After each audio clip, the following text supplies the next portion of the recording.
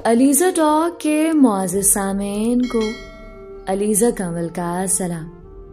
दोस्तों, उम्मीद करती हूँ आप सब खैरियत से होंगे, जहाँ रहें खुश रहें। दोस्तों, आज की कहानी अली और नीलम के नाम। ये कहानी मुझसे इंस्टाग्राम पर अली ने शेयर की है, क्योंकि वो अपने दिल के जज्बात को इस कहानी की सूरत में हमेशा महफूज रखना चाहते हैं। तो बढ़ते हैं आज की कहानी की जानिब। जिंदगी बहुत गैर मुतवक्की है, कब क्या हो जाए, जाने कौन मिल जाए, कौन बिछड़ जाए, या कौन मिलकर बिछड़ जाए, ये मुअम्मा तो आज तक कोई नहीं सुलझा सका। तो फिर एक 18 साल का लड़का, यानी कि मैं, इस पहेली को कैसे बूझता। मेरा नाम अली है और ये कहानी है मेरी, जहां मैं महज 18 साल की उम्र में जिंदगी के बहुत से कठिन रास्तों से गुजरा, मगर एक जगह जाकर रुक गया।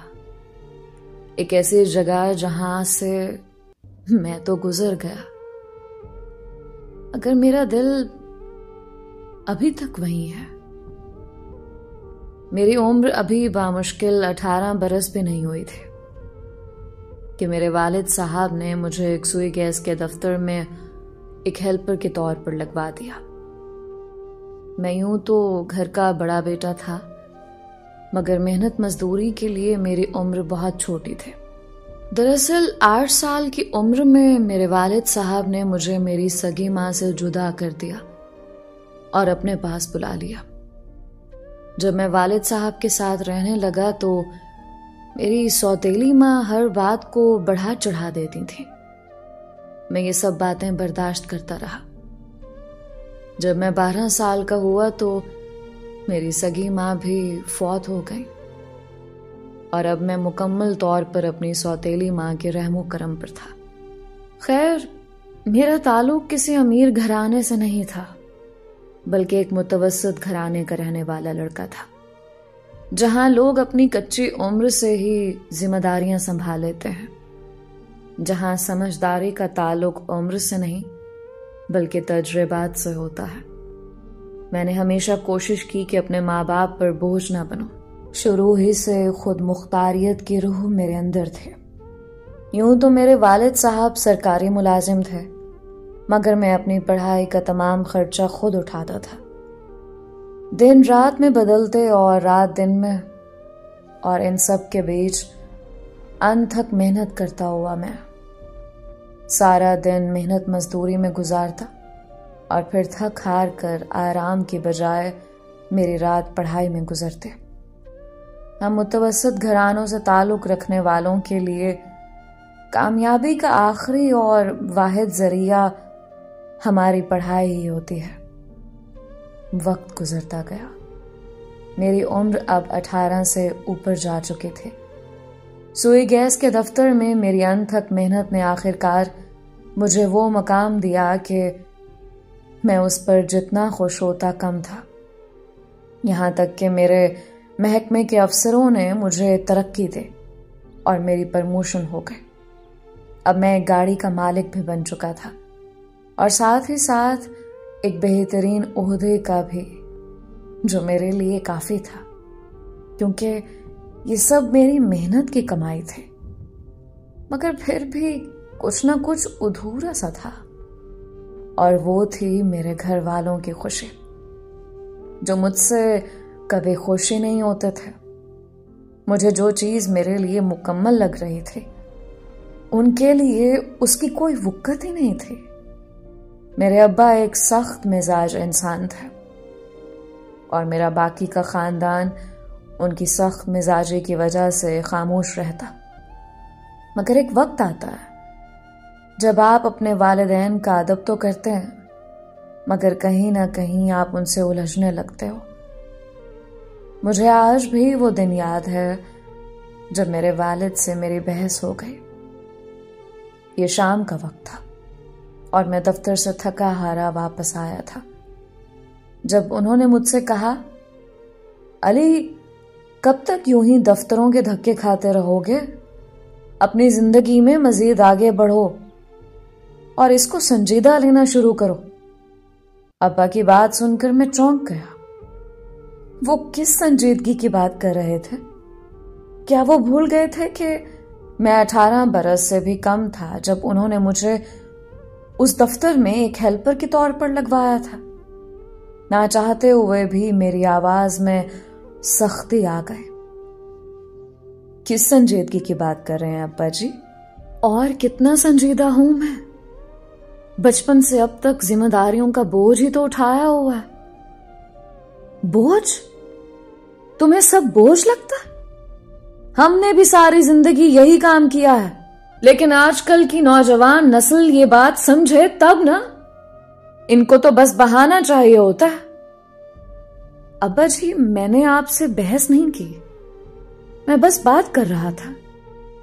मैंने चिढ़ते हुए कहा। यानी बरखुरदार, तुम्हें लग रहा है कि मैं तुमसे बहस कर रहा हूं? अली की मां, देख रही हो अपने लाडले के अंदाज? एक गाड़ी क्या मिल गई है, ये उसी पर अकड़ दिखा रहा है। बस कर दें अब्बा जी, मैं भी इंसान हूं, तंग आ गया हूं। कुछ भी कर लो मगर आप खुश नहीं होते। वही सख्ती जो हमेशा से हम देखते आए हैं। जा रहा हूं मैं बाहर। खाना मत लगाना अम्मा, मेरा पेट भर गया। मैं उस वक्त इतना चिढ़ चुका था कि ये तक भूल गया कि वो बस एक मामूली बात है जिस पर मैं अपने वालिद साहब से उलझ पड़ा। वो बूढ़े हो रहे थे और इस उम्र में माँ बाप बच्चों को बहुत कुछ कह देते हैं। अपने मोहल्ले की गलियों में बेवजह घूमते मुझे बस यही बातें याद आ रही थी। एक अजीब सा पछतावा हो रहा था। ऐसे ही अब्बा के साथ उलझ गया और इतना कुछ कह दिया। शायद ये पछतावा हर उस औलाद को होता है जो अपने माँ बाप को तलखी में जवाब तो दे देती है मगर बाद में शर्मिंदगी में गर्क रहती है। यूं तो जिंदगी एक रास्ते पर चल रही थी मगर दिल में एक कमी सी लगती थी। मगर फिर एक दिन कुछ ऐसा हुआ कि जिसने मेरे दिल की दुनिया को बदल दिया। मुझे आज भी याद है, किसी काम के सिलसिले में मुझे दफ्तर वालों ने एक गांव में भेजा। गांव के उन रास्तों पर से गुजरते हुए मुझे महसूस नहीं हुआ कि ये रास्ते मेरी जिंदगी को किस कदर बदलने वाले हैं। अपना दफ्तरी काम करके मैं वापस लौटने लगा था जब पास में मुझे एक छोटा सा बाजार नजर आया। मैंने सोचा कि चलो घर वालों के लिए कुछ खरीद लेता हूं। बस इसी गर्ज से मैं बाजार के अंदर गया जहां एक दुकानदार कुछ शॉल्स बेच रहा था। ये दुकान जनाना चादरों की थी। मैंने सोचा अम्मी के लिए भी ले लेता हूं। अभी मैं दुकान के अंदर दाखिल ही हुआ था कि वहां एक लड़की दुकानदार से एक चादर हाथ में पकड़े बहस कर रही थी। उसे वो चादर बहुत महंगी लग रही थी। अरे भाई, खुदा का खौफ करो, मुनासिब रेट लगाओ। हम कोई रईसों नवाबों की औलादें नहीं हैं कि यहां ही सारे पैसे लगा दें। और अगर यहां सारे पैसे मैंने लगा दिए तो अम्मा ने जूते मार के मुझे घर से निकाल देना। उसका अंदाज इतना मासूमाना था कि मैं बस उसे देखे ही गया। उसकी आवाज में जैसे कोई सहर था। मुझे आज भी याद है, उसने सफेद रंग का लिबास पहना हुआ था और गुलाबी रंग का दुपट्टा सर पर ओढ़ा हुआ था। अपनी बातों से वो भी एक मुतवस्सित घराने से ही मालूम हो रही थी, जहां एक चीज खरीदने के लिए भी घंटों उसका भाव गिराने में गुजर जाते थे। बाजी, मुनासिब कीमत ही बता रहा हूं, मगर जितनी तुम बता रही हो उसमें तो इस चादर की लैस भी नहीं आएगी। अच्छा ठीक है, रखो अपनी चादर, खुद ही पहन लो, क्योंकि कोई औरत तो खरीदेगी नहीं। मैं जा रही हूं। वो मुंह बनाती हुई वहां से चली गई और मुझे उसके इस अंदाज पर बेख्तियार हंसी आ गई। मैं दुकानदार के पास गया भाई ये चादर तुम उसको दे आओ, पैसे मैं दे दूंगा। उसे इतना कहना कि जितनी तुम कीमत दे रही हो बस वही दे दो। दुकानदार ने पहले सर से पांव तक मुझे घूर कर देखा और फिर उस लड़की के पीछे पीछे चला गया। खुशी तो मुझे तब हुई जब मैंने दुकानदार को खाली हाथ आता देखा। मैं समझ चुका था मैडम वो चादर ले चुकी हैं। मैं भी दुकान से चला गया, मगर एक सोच में उलझ गया कि वापस घर जाऊं या उस लड़की को तलाश करूं। दिल और दिमाग में एक जंग शुरू हो गई थी, मगर फिलहाल घर जाना जरूरी था। उस दिन तो मैं वापस चला गया, लेकिन मेरा दिल वहीं रह गया। वापस आने के बाद मेरे दिन रात बेचैनी में गुजरने लगे। मेरी आंखों के सामने बार बार उसका वो मासूम सा चेहरा आने लगता था और दिल के हाथों मजबूर होकर मैंने दफ्तर वालों से उसी गांव का काम मांगना शुरू कर दिया। यूं मेरा उस गांव आना जाना ज्यादा होने लगा। ये गांव ज्यादा बड़ा ना था, इसलिए रास्तों से रास्ते टकराते थे। काम से फारिग होने के बाद मैं अक्सर उसको छुप कर देखा करता। कभी वो मुझे अपनी सहेलियों के साथ नजर आती, तो कभी कॉलेज से घर जाती दिखाई देती। बस एक दिन हिम्मत करके मैं उसके पास गया। उस वक्त वो अकेली घर जा रही थी। सुने? जी, आप कौन? ज्यादा वक्त नहीं लूंगा, ना ही इधर उधर के लड़कों की तरह फजूल बातें करूंगा। मैं आपको पसंद करता हूं और बहुत ज्यादा पसंद करता हूं। आप होश में तो है ना? मैं तो आपको पहली बार देख रही हूं यहां पर। वो हैरान होने लगे और उसका हैरान होना बनता भी था। मैं भी तो कुछ ज्यादा ही जज्बाती हो गया था। दरअसल मैंने आपको बहुत दफा देखा। उस दिन आप बाजार में अपने लिए चादर ले रही थी, तब पहली बार देखा था और उसके बाद आपको देखना मामूल बन गया था। अभी कल ही आप अपनी सहेलियों के साथ ट्यूबवेल पर खड़ी थी। मुझे नहीं पता आप कौन हैं। रास्ता छोड़े मेरा। वो गुस्सा होने लगे और इतना कहकर जाने वाली थी कि मैंने जल्दी से एक पर्ची उसके बैग में डाली और वहां से तेज तेज चला गया। कहीं वो पर्ची मुझे वापस ना कर दे। उसमें दरअसल मेरे दिल की बात लिखी थी और साथ में मैंने अपना नंबर भी लिखा था। ये सब बातें मैं अपने दिल में सोच रहा था। वो लड़की हैरान होते हुए इधर उधर देखने लगी, मगर तब तक मैं दूर जा चुका था। उसी दिन मुझे गांव से वापस आना पड़ गया। यहां शहर में भी मुझे कुछ जरूरी काम था, मगर मैं उसके मैसेज का इंतजार करने लगा, क्योंकि मुझे उम्मीद थी कि वो मुझसे राब्ता जरूर करेंगे। और फिर एक दिन मेरा यह इंतजार भी खत्म हुआ। मैं दफ्तर से आकर बिस्तर पर सोने के लिए लेटा ही था कि मेरे मोबाइल की ट्यून बजे। मैंने बेदिली से फोन देखा, मगर पैगाम किसी अनजाने नंबर से आया हुआ था, जहां किसी ने सलाम लिखा था। पहले तो मैं हैरान हुआ कि पता नहीं कौन है इस वक्त, मगर जैसे ही दूसरा मैसेज आया मेरे तो होश ही उड़ गए। मैसेज पर लिखा था, आप अपनी पर्ची मेरे बैग में ही भूल गए हैं। ये अल्फाज पढ़कर मेरी खुशी की इंतहा नहीं रही थी। यानी वो दिन आ गया था कि उसने मुझे मैसेज किया था। मेरी नींद, थकावट सब जैसे एकदम गायब हो गया। मैंने जल्दी से उसके मैसेज का जवाब लिखना शुरू किया।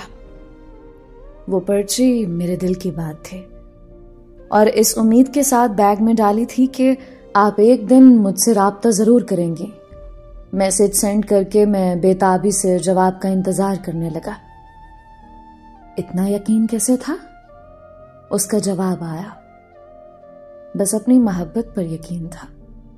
और देखें, यकीन टूटा नहीं। वैसे क्या मैं आपका नाम जान सकता हूं? मैं उसका नाम जानने के लिए बेताब था। नीलम। मेरा नाम नीलम है। उसका जवाब आया। आपकी तरह आपका नाम भी बहुत खूबसूरत है। मैंने मुस्कुराते हुए जवाब लिखा और उसका नंबर मेरी नीलम के नाम से एक दिल लगाकर सेव किया। पहली मोहब्बत का एहसास ही कुछ और होता है। उस दिन मैं हवाओं में उड़ रहा था। बस वो सारी रात हम दोनों की बातें करते हुए गुजरे। यूं अक्सर हम दोनों की रातें बातें करते गुजरती थी। मोहब्बत मेरे दिमाग पर सवार हो चुकी थी। अब थकन महसूस नहीं होती थी।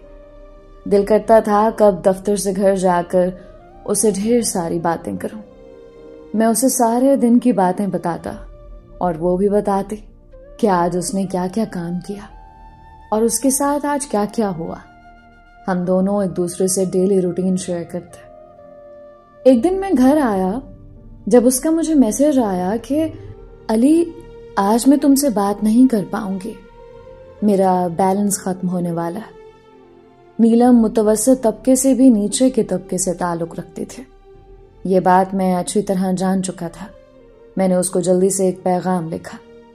अब से तुम्हारे तमाम खर्चों की जिम्मेदारी मेरी है। ये बैलेंस तो बहुत छोटी सी चीज है। मैंने उसे बैलेंस करवा कर दिया और फिर आहिस्ता आहिस्ता हम दोनों मिलने लगे। वो जो कहती मैं उसे दिला देता। उस दिन तो शॉल वाली दुकान पर वो अकेली थी, मगर आज मैं उसके साथ था। नीलम, तुम्हें जो शॉल चाहिए ले लो, मैंने मुस्कुराते हुए कहा। वो भी हंसते हुए शाल पसंद करने लगी। जब दुकानदार ने मशकूक नजरों से मेरी तरफ देखा, जैसे पूछ रहा हो ये कौन है, मैंने भी कह दिया कि ये मेरी होने वाली बीवी है। और बस ये सुनकर दुकानदार के तासुरात बदल गए। वो जो पहले नीलम को तुम करके बुला रहा था, अब उसे भाभी कहने लगा। भाभी जी, हमारे पास काफी नई वैरायटी भी आई है, ये देखें। दुकानदार की बात पर नीलम मुझे देखकर शर्माने लगे। मैं वाकई उसको अपनी बीवी मान चुका था। उस दिन के बाद से नीलम का हर खर्चा मैं उठाता। मोबाइल के बैलेंस से लेकर दवाइयों तक का खर्चा।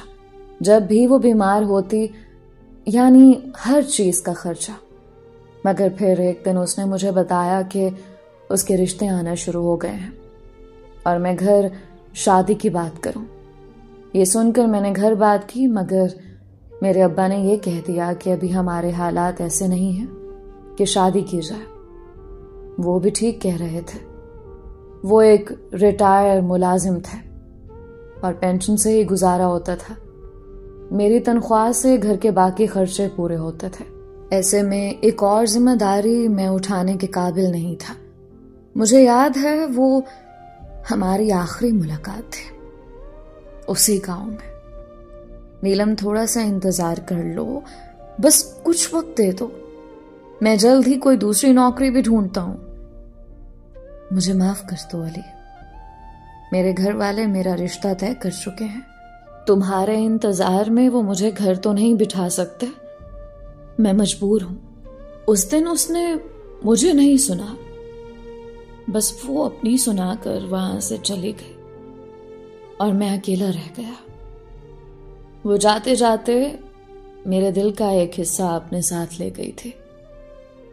आज मेरे पास सब कुछ है, दौलत, इज्जत, शोहरत, घर, गाड़ी। मेरे माँ बाप मुझे शादी का भी कहते हैं, मगर मैं कैसे उनको अपने दिल का हाल बताऊं कि मेरा दिल मेरे इख्तियार में नहीं रहा। मोहब्बतें खो जाएं तो दिल यूं ही बिखर जाया करते हैं। सुना है कि जिससे उसकी शादी हुई है वो काफी खाते पीते लोग हैं, मगर अब सोचता हूं काश वो थोड़ा सा और इंतजार कर लेते तो क्या हो जाता। तन्हाई में बैठकर अक्सर उसका ख्याल आता है। यूं लगता है सब कुछ होकर भी कुछ नहीं है। सोचता हूं वो अब क्या कर रही होगी। अब तो शायद उसका कोई बच्चा भी होगा। ये बात मुझे शिद्दत से महसूस होती है कि जो कुछ भी हो जाए, इंसान अपनी पहली मोहब्बत नहीं भुला सकता। नीलम हमेशा मेरे दिल के एक कोने में रहेगी। मेरे फोन में अब तक उसका नंबर मेरी नीलम के नाम से सेव है, मगर वो सिर्फ फोन की हद तक है। असल में तो वो किसी और की हो चुकी है और मुझसे उसका हर राब्ता टूट गया है। आज भी मेरे वालिदैन मुझे शादी का कहते हैं, लेकिन वो नहीं जानते कि इस वक्त मेरे दिल पर क्या गुजर रही है। दोस्तों, ये थी अली और नीलम की कहानी। दोस्तों, हमारे माशरे में बहुत से वालिदैन घर के मामलात को देखते हुए अपने बच्चों की खुशी छीन लेते हैं। वो ये नहीं सोचते कि नई आने वाली अपना रिस्क साथ लाती है। उम्मीद करती हूँ इस कहानी से आप सब ने काफी कुछ सीखा होगा और हम सब दुआ गो हैं कि मिस्टर अली को खुदा सब्र अता करे और वो अपनी लाइफ में आगे बढ़ सके। मिलते हैं एक और नई और मुनफरिद कहानी के साथ। मुझे अपनी ढेर सारी दुआओं में याद रखें। अपना और अपनों का बहुत ख्याल रखें। अलीज़ा कमल को इजाजत दीजिए। अल्लाह हम सब का हामी नासिर रहे।